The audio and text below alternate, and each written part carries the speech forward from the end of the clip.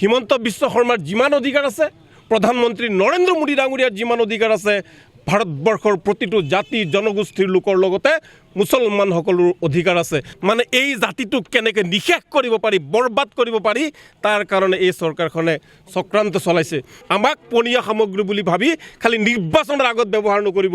আমাক গুলিয়াই মাৰক না, আমি বুকু পাতি দিওঁ, আমাক গুলিয়াই মাৰক। আমাৰ ৰাজনৈতিক অধিকাৰ তেওঁলোকে কাঢ়ি ল'ব বিচাৰিছে।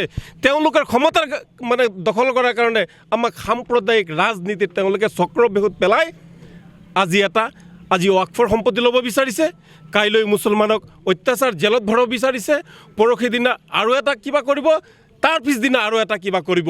মানে এই জাতিটোক কেনেকৈ নিশেষ কৰিব পাৰি, বৰবাদ কৰিব পাৰি, তাৰ কাৰণে এই চৰকাৰখনে চক্ৰান্ত চলাইছে।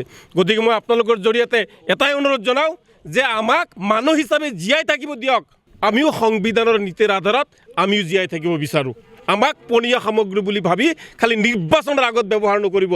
আৰু যদি আমাক সঁচাকৈ বেয়া বুলি ভাবিছে, আমাক গুলিয়াই মাৰক না, আমি বুকু পাতি দিওঁ, আমাক গুলিয়াই মাৰক। বিজেপি চৰকাৰ যেতিয়াৰ পৰা ভাৰতবৰ্ষত তথা অসমত তেওঁলোকে ক্ষমতা দখল কৰিছে, ক্ষমতা দখল কৰাৰ পিছতে ভাৰতবৰ্ষৰ যে মুছলমানসকল, তেওঁলোকক মুছলমান বুলি ভবা নাই, তেওঁলোকক এটা পনীয়া সামগ্ৰী বুলি ভাবি আছে। আচলতে অসমত যে কি চৰকাৰ চলিছে এইটো ধৰিব পৰা নাই। হিটলাৰটো নাই, কিন্তু হিটলাৰী শাসন চলিছে, জংগৰ ৰাজ চলিছে। ইয়াত আইন কানুন নাই।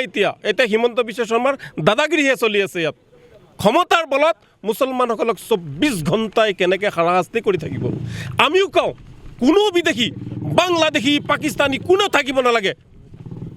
কিন্তু এইটো নিয়ম নহয় যে ৰাতি 12 বজাত গৈ কাৰোবাক হেণ্ডকাফ লগাই তুলি আনিব। কোনটো আইনত আছে যে প্ৰমাণ নকৰাকৈ এজন মানুহৰ গাত হাত কৰি লগাব?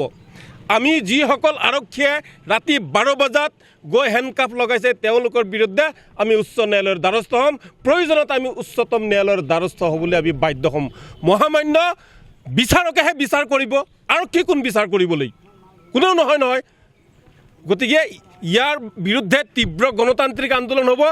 মানুহক যদি হাৰাশাস্তি কৰে, মানুহ ৰাজপথত আহিবই, আৰু ইয়াতকৈ প্ৰবল গণতান্ত্ৰিক আন্দোলন গঢ়ি তোলা হ'ব। আপোনালোকে নিশ্চয়কৈ জানে যে কেইবাদিন ধৰি বাংলাদেশী ধৰাৰ নামত অসম চৰকাৰে তেওঁলোকৰ গৃহ বিভাগৰ জৰিয়তে তেওঁলোকে বাংলাদেশীৰ নামত বিভিন্ন মানুহক তেওঁলোকে হাৰাশাস্তি কৰি আহিছে। বিভিন্ন বৈধ নথি পত্ৰ থকাৰ পিছতো সেইসকল মানুহক বাংলাদেশী বুলি কৰায়ত্ব কৰি তেওঁলোকক জেল হাজতলৈ প্ৰেৰণ কৰা আপোনালোকে নিশ্চয়কৈ দৃষ্টিগোচৰ হৈছে। গতিকে এই ক্ষেত্ৰত আমি অসম চৰকাৰক ক'ব বিচাৰিছোঁ যে 1971 চনৰ 25 মাৰ্চৰ পূৰ্বে যিসকল মানুহ আহিছে, সেইসকল মানুহ ভাৰতীয়, আৰু তাৰপিছত যিসকল মানুহ অসমত অন্যায়ভাৱে অবৈধভাৱে অনুপ্ৰৱেশ কৰিছে, তেওঁলোকক বাংলাদেশ হিচাপে চিনাক্তকৰণ কৰা হওক, বিদেশী হিচাপে চিনাক্তকৰণ কৰা হওক, আমাৰ কোনো ধৰণৰ আপত্তি নাই। আৰু সেইসকল মানুহক বিদেশী বুলি চিনাক্ত কৰাৰ ক্ষেত্ৰত অসম চৰকাৰে আমাৰ সহযোগিতা বিচাৰিলে আমি অসম চৰকাৰক পূৰ্ণভাৱে আমি সমৰ্থন জনাম। এই কথাটো আমি বাৰম্বাৰ কৈ অহাৰ পিছতো অসম চৰকাৰে কোনো ধৰণৰ আইনগতভাৱে কোনো কাৰ্য নকৰি অন্যায়ভাৱে অবৈধভাৱে তেওঁলোকে পুলিচৰ জৰিয়তে তেওঁলোকে বাংলাদেশীৰ নামত সাধাৰণ জনতাক কৰায়ত্ব কৰি তেওঁলোকক মানসিকভাৱে শাৰীৰিকভাৱে তেওঁলোকক হস্তনষ্ট কৰি আছে। এই কথাটোত আমি অসম সংখ্যালঘু সংগ্ৰাম পৰিষদ তথা নেমছে তীব্ৰ বিৰোধিতা কৰিছোঁ। আমি অসম চৰকাৰক কৈছোঁ, যিহেতু আইনী ব্যৱস্থা এটা আছে যে তেওঁলোকে ট্ৰাইব্যুনেল কোৰ্টৰ জৰিয়তে কোনো মানুহ যদি বাংলাদেশী হয় বা বিদেশী বুলি যদি সন্দেহ হয়, সেইজন মানুহক ট্ৰাইব্যুনেল কোৰ্টৰ জৰিয়তে তেওঁক চিনাক্ত কৰি তেওঁক বাংলাদেশলৈ তেওঁক পঠিয়াই দিয়ক, আমাৰ কোনো আপত্তি নাই। এই কথাত আমি সহযোগ কৰিম। কিন্তু তাকে নকৰি তেওঁলোকে অন্যায়ভাৱে ৰাতিৰ অন্ধকাৰত তেওঁলোকে মানুহক উঠাই আনি তেওঁলোকে অত্যাচাৰ কৰিব, এই কথাটো আমি কোনো বাধ্যই মানি নলওঁ।